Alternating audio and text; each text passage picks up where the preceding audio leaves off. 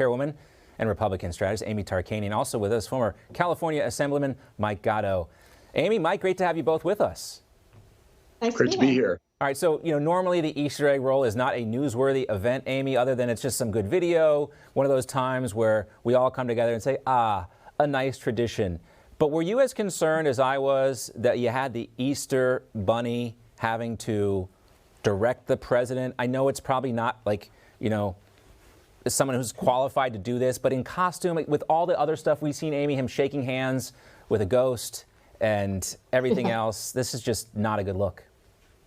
No, the optics are actually suffering, I think, due to this cute idea. I think, the intent was meant to be adorable and probably not threatening. But yes, I think because of the laundry list of gaffes and physical and mental problems that we're now witnessing with the president, it doesn't bode well. And yes, it is concerning. Now, of course, we know that people who are the closest to the president are going to be pre-approved individuals. It would not surprise me if it was a staffer, possibly the one that you pointed out, Angela.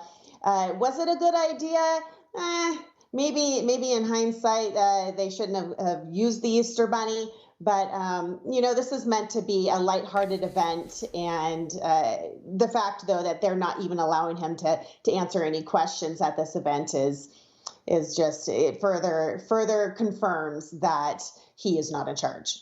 Yeah, well, look, you can kind of laugh about this and say it's ridiculous and everything, Mike, but there's at a certain point you have to be concerned about the presidency, not just the man who holds the office, but the presidency and how that is protected. The left were all freaking out because President Trump looked up at the lunar eclipse without the proper eye protection, and they wanted to invoke the 25th Amendment for reasons like that. But we have constant examples of President Biden not knowing where he's supposed to go, not knowing what he's supposed to say, things like this. And this is the stuff that is used by propaganda, by China and Russia, to show that there's no one in charge at the White House. Yeah, but look, when you age, you naturally go through some periods of time where, you're going to make a gaffe here or there. It happens to our parents. He who has not seen that happen with one of our loved ones, throw the first stone. I realize this is the president of the United States we're talking about, but, people said this about President Reagan. They said it about President Trump. I think the only difference is that the attacks on Biden are a little harsher. Harsher than they were on President Trump? Are you kidding? We just played a clip yesterday, the ABC News echoing the talking points from the Biden administration on fossil fuels and energy. This guy gets more cover from this press up until recently, because I think they realized that he doesn't have a viable path forward to 2024. But up until recently, Joe, you've got to admit that Joe Biden has gotten a lot of cover from the White House press corps. Here we are scrutinizing an Easter bunny coming to talk to him at an event. We're not scrutinizing that, Joe. We're talking about the fact that it constantly looks like I'm sorry, Mike. It constantly looks to us like, I'm thinking about Joe Biden here, that he's not in command. I think you're aging. Yes, I made your point for you, but I'm not the commander in chief nor the leader of the free world. Fair enough, but what I'm saying is, look, we're not who we are on our worst day. We're not who we are on our best day. The truth is somewhere in between. That's what life is like being in office.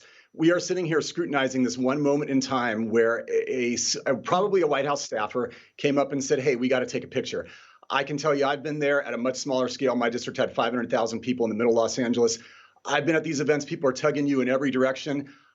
I was in office. I was elected office at 35. At some of these events, I didn't know what was going on because you're being pulled in so many different directions. It can be disorienting. But, that's why I say, Amy, it really is the White House comms team and his handlers to make sure he's not put in that kind of position. Correct. And it's not just this one instance. It's a plethora, unfortunately. And the fact that we have the Easter Bunny, which kind of is comical, but it seems to be fitting that we have this, fake cartoon character now leading the commander in chief. It's bad optics. And it's not just this one time. It's multiple occasions. And no, it's not okay to make one mistake or two mistakes as the leader of the free world. It's actually, one mistake can cause worldwide catastrophic problems. And so, unfortunately, the president shouldn't be given that much grace like your grandmother or your grandfather would. Right. And, I think you hear this from Democrats and Republicans, Mike, that there is, why do we always have to have a 75-plus aged president? There's lots of people under that, Democrat, Republican, who are capable of having this job. I also wanted to ask you real quickly about Kamala Harris. She's been out in California raising a lot of money, $1 million, at the home of Matt and Dana Walden. Dana works for the Walt Disney Corporation there. The proceeds will go to the Democratic Grassroots Victory Fund. That is according to Deadline.